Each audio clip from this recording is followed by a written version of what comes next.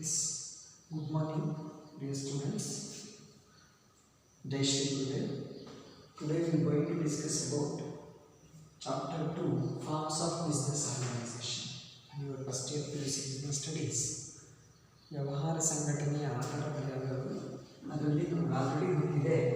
Totally forms of business organization is the first one, sole proprietorship. Sole proprietorship. The second one, JHUF, joint into undivided family. The third one, partnership firm. Partnership firm.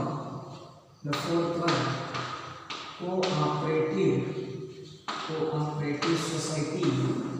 Cooperative society. The fifth one, joint stock company. Okay. In previous class already discussed about ನಾವು ಇಂದಿನ ತರಗತಿಯಲ್ಲಿ ಏಕವ್ಯಕ್ತಿ ಮಾಲೀಕತ್ವ ಸಂಸ್ಥೆ ಬಗ್ಗೆ ನೋಡಿದ್ವಿ, ಮತ್ತೆ ಹಿಂದೂ ಅವಿಭಕ್ತ ಕುಟುಂಬದ ಬಗ್ಗೆ ನಾವು ನೋಡಿದ್ವಿ. ಇವತ್ತಿನ ತರಗತಿಯಲ್ಲಿ ನಾವು ಪಾಲುದಾರಿಕಾ ಸಂಸ್ಥೆ ಬಗ್ಗೆ ಮಾತನಾಡೋಣ. ಓಕೆ, ಏನು ಈ ಪಾಲುದಾರಿಕಾ ಸಂಸ್ಥೆ ಅಂತ ಬಂದರೆ ನಾವು ಏನೆಲ್ಲ ಡಿಸ್ಕಸ್ ಮಾಡಬೇಕಪ್ಪ ಅಂತಂದರೆ, ಫಾರ್ ಎಕ್ಸಾಂಪಲ್ ಪಾರ್ಟ್ನರ್ಶಿಪ್ ಫರ್ಮ್ ಅಂತ ಇವತ್ತಿನ ಕ್ಲಾಸಲ್ಲಿ ನೋಡೋದಾದರೆ, first meaning, next definition, okay, definition, next types of partners, okay, types of partnership firms. Okay, partners is different, partnership firms is different. Next, deal, partnership deal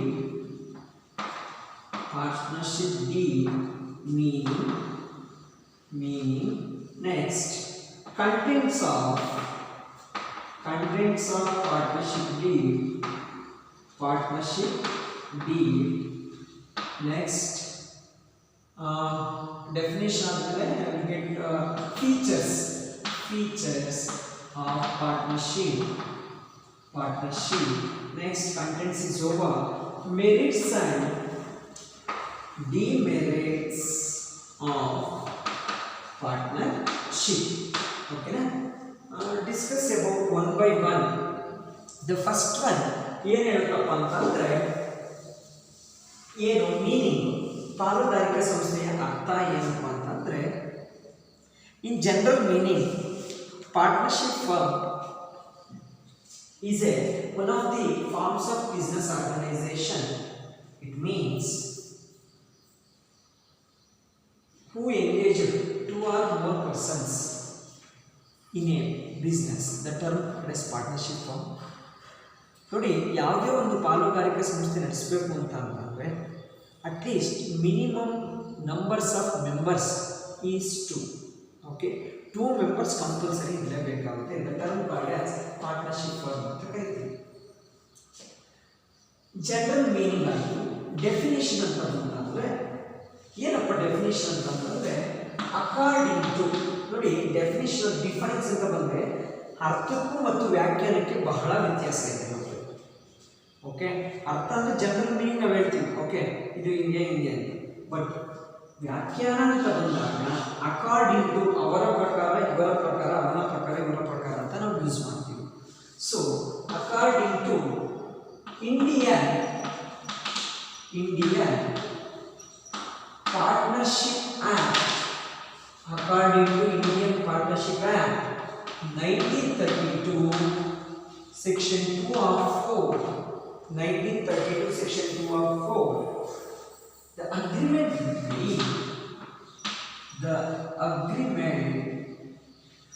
between two or more persons with agreed ratio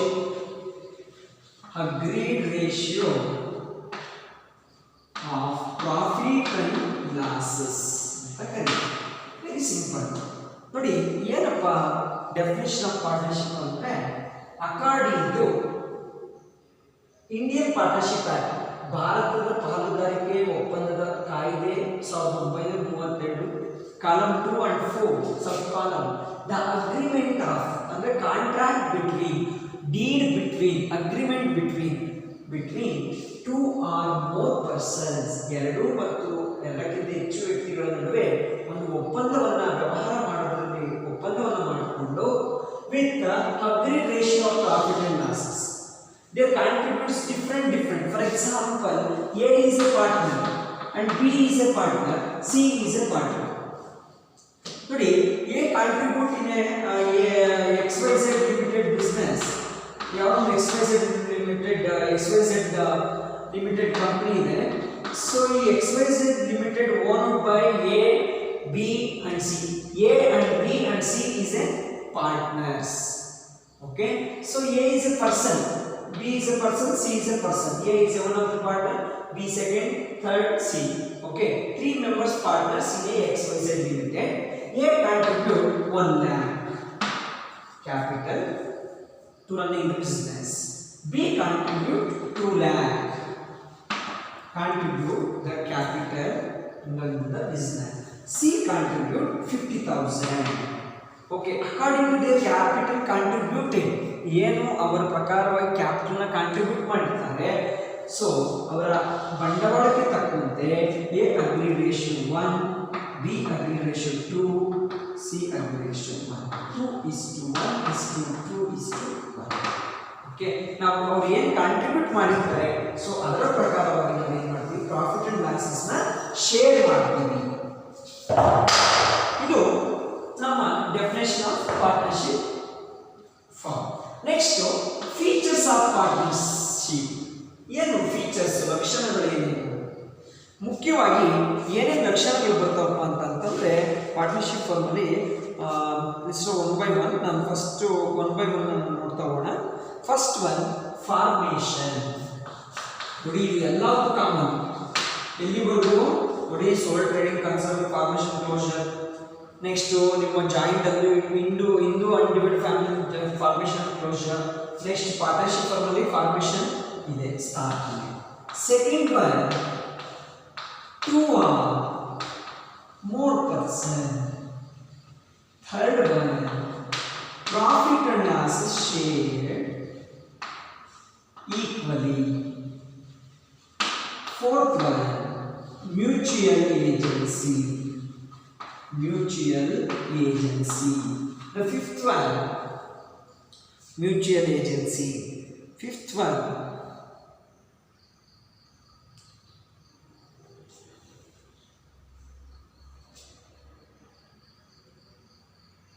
risk bearing. The sixth one, number of partners. Okay, ನೋಡೋಣ 1 by 1 ನೋಡ್ತಾ ಹೋಗೋಣ. The first one ಏನಿರುತ್ತೆ, formation. The partnership firm business or bin governed by Indian partnership act 1932. ಭಾರತೀಯ ಪಾಲುದಾರಿಕಾ ಸಂಸ್ಥೆ ಕಾಯ್ದೆ 1932 ಪ್ರಕಾರ it is legal agreement, the terms and conditions governing relationship among the partners. ನೋಡಿ, ಇಲ್ಲಿ ಫಾರ್ಮೇಷನ್ ಮಾಡಬೇಕಾದ್ರೆ okay, the partners should be follow the partners should be follow the government rules and policies according to Indian Partnership Act 1932. The term called as formation. ನಾವು ಯಾವುದೇ ಒಂದು ಪಾಲುದಾರಿಕಾ ಸಂಸ್ಥೆಯನ್ನು ಸ್ಥಾಪನೆ ಮಾಡಬೇಕಾದ್ರೆ ನಾವು ನಮ್ಮ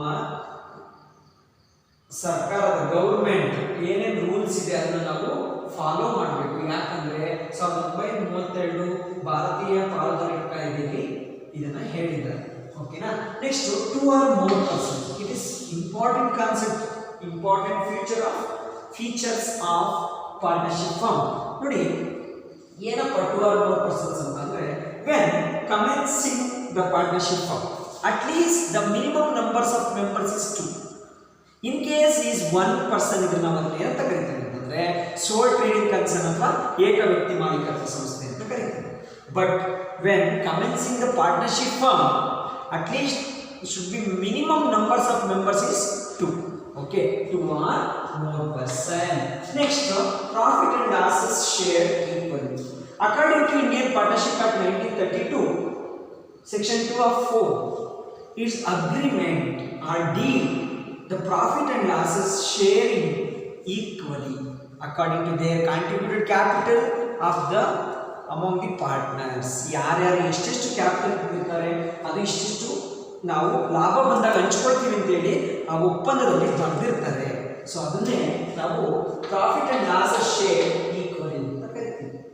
ನೆಕ್ಸ್ಟ್ ಮ್ಯೂಚುವಲ್ ಏಜೆನ್ಸಿ. ಏನು ಮ್ಯೂಚುವಲ್ ಏಜೆನ್ಸಿ ಅಂತಂದ್ರೆ, mutual is the definition of partnership highlights the fact that business carried on by all or any one of the partners acting for all. ನೋಡಿ, ಮ್ಯೂಚುವಲ್ ಏಜೆನ್ಸಿ ಅಂದ್ರೆ for example partner A, partner B, partner C ಒಂದು XYZ ಕಂಪನಿನ ನಡೆಸ್ತಾ ಇದ್ದಾರೆ.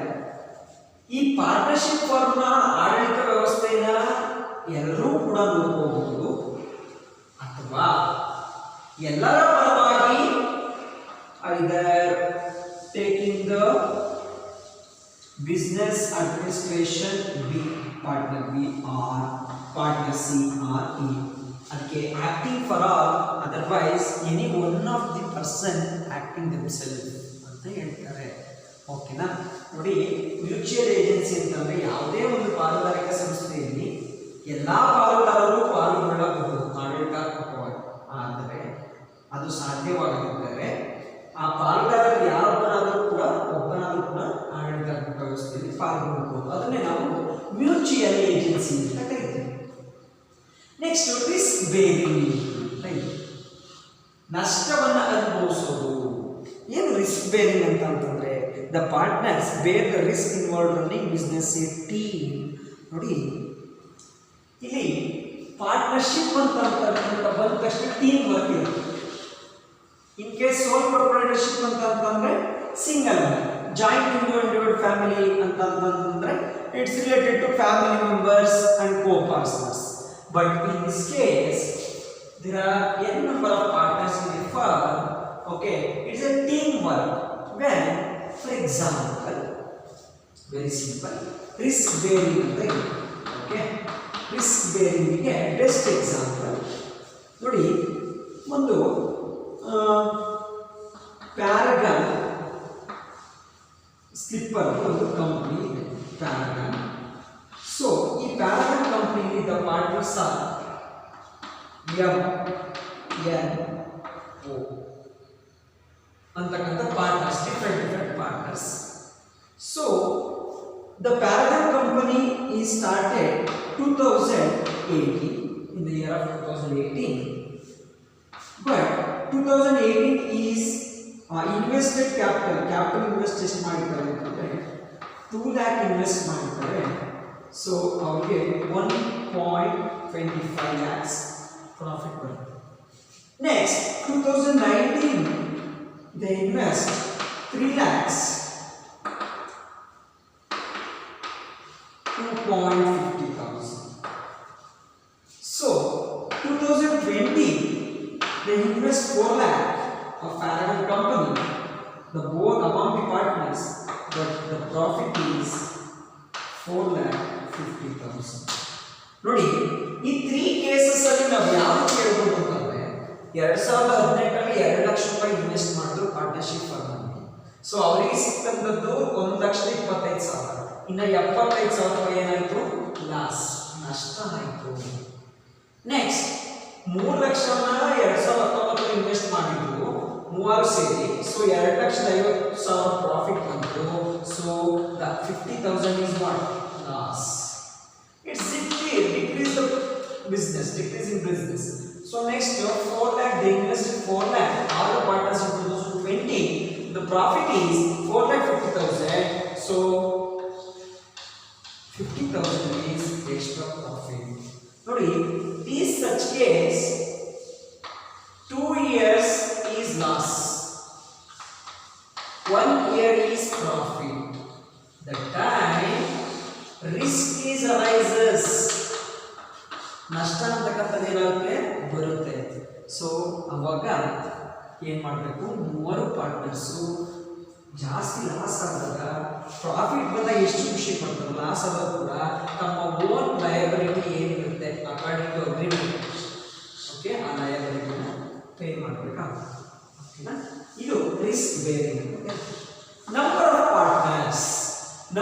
parties, it is related to 2 or more persons.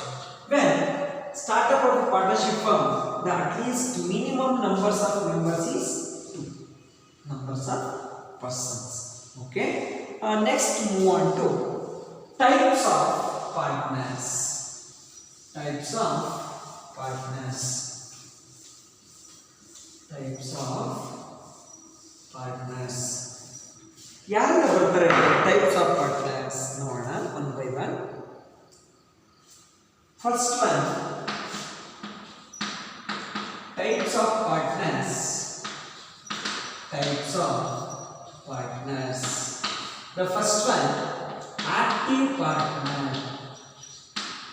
Okay, ಕನ್ನಡದಲ್ಲಿ ಕ್ರಿಯಾಶೀಲ ಪಾಲುದಾರ ಅಂತ ಕರಿತೀವಿ. The second one, sleeping partner. ಕನ್ನಡದಲ್ಲಿ ಸ್ಲೀಪಿಂಗ್ ಪಾರ್ಟ್ನರ್ಗೆ ನಿದ್ರಿಸುವ ಪಾಲುದಾರ ಅಂತ ಕರಿತೀವಿ. So third one,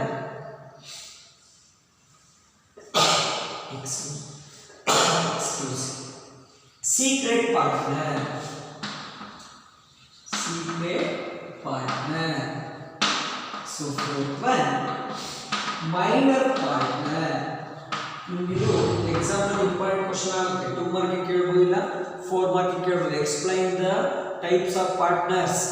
okay, or list out any 2 type of partner ಅಂತ 2 ಮಾರ್ಕ್ ಕೇಳಬಹುದು. Next, nominal partner.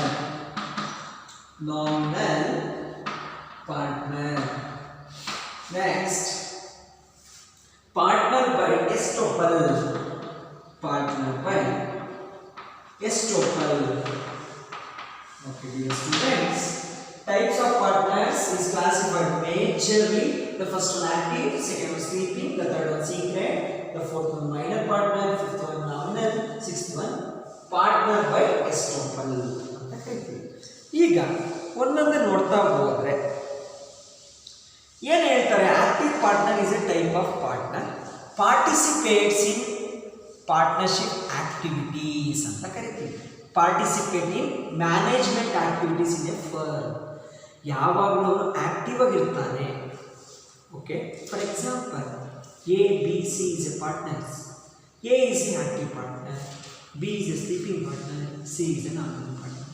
But A is they own and controlled and commencement, contributes the capital, participates in management, sharing the profits and losses, unlimited liability. Okay, unlimited ಅನಿಯಮಿತವಾದ ಹೊಣೆಗಾರಿಕೆಯನ್ನು ಹೊಂದಿರ್ತಾರೆ. Next, sleeping partner ಅಂತ ನೋಡೋದಾದ್ರೆ, sleeping partner also contributes the capital. Clear all of you? Sleeping partner also contribute the capital. ಅವನು ಕೂಡ ನಿದ್ರಿಸುವ ಪಾಲುದಾರನು ಕೂಡ ತನ್ನ ಬಂಡವಾಳವನ್ನು ಹೂಡಿಕೆ ಮಾಡಿರ್ತಾನೆ, ಕೊಟ್ಟಿರ್ತಾನೆ. Does not participate in management, does not participate at any moment. But ನಾವು ಯಾವುದೇ ರೀತಿಯಾಗಿ ಆಡಳಿತಾತ್ಮಕ ಪಾಲುದಾರಿಕಾ ವ್ಯವಸ್ಥೆಯಲ್ಲಿ ಅವನು ಪಾಲ್ಗೊಳ್ಳೋದ್ರಿಂದ share the profits and losses equally. But ಯಾಕಂದ್ರೆ ಅವನು ಕಾಂಟ್ರಿಬ್ಯೂಟ್ ಮಾಡಿರ್ತಾನೆ, is not participate in management activities, but unlimited liability. Next, secret partner. ಏನು ಸೀಕ್ರೆಟ್ ಅಂತಂದರೆ ಗೌಪ್ಯವಾಗಿರ್ತಕ್ಕಂಥದ್ದು. ಯಾವುದೇ ಒಂದು ವಿಷಯವನ್ನು does not share to anybody. Okay, ನನಗಿವಾಗ ನನ್ನ ಪಾಲುದಾರಿಕೆ ಸಂಸ್ಥೆಯಲ್ಲಿ ನಾವು 3 ಇದ್ದೀವಿ ಅಂತಂದರೆ ಆ ಸಂಸ್ಥೆ ಚೆನ್ನಾಗಿ ನಡೀತಾ ಇದೆ ಅಂತಂದರೆ ಆ ಸಂಸ್ಥೆ ಒಳಗುಟ್ಟನ್ನು ನಾವು ಯಾರಿಗೂ ಕೂಡ ಬಿಟ್ಕೊಡ್ಬಾರ್ದು. The term called a secrecy, maintain the secret. Okay, so ಏನು ಹೇಳ್ತೀವಿ? Secret partner contributes the capital, also participates in management but secretly, maintain secret. ಏನೇನು ಸೀಕ್ರೆಟ್ ಮಾಡ್ತಾನೆ? ತನ್ನ ಪಾರ್ಟ್ನರ್ಶಿಪ್ ಮ್ಯಾನೇಜ್ಮೆಂಟಲ್ಲಿ ನಡೆದಿರ್ತಕ್ಕಂಥ ಪ್ರಾಫಿಟ್ ಆ್ಯಂಡ್ ಲಾಸಸ್ನ ಯಾರಿಗೂ ಕೂಡ ಶೇರ್ ಮಾಡೋದಿಲ್ಲ. Sharing the profits and losses equally, the liability is unlimited. Next, nominal minor partner ನೋಡೋಣ. Minor partner ಅಂತಂತಂದರೆ ನೋಡಿ, minor as a partner, legal contributor to 2 or more persons who have written profits. Okay, so carried by them.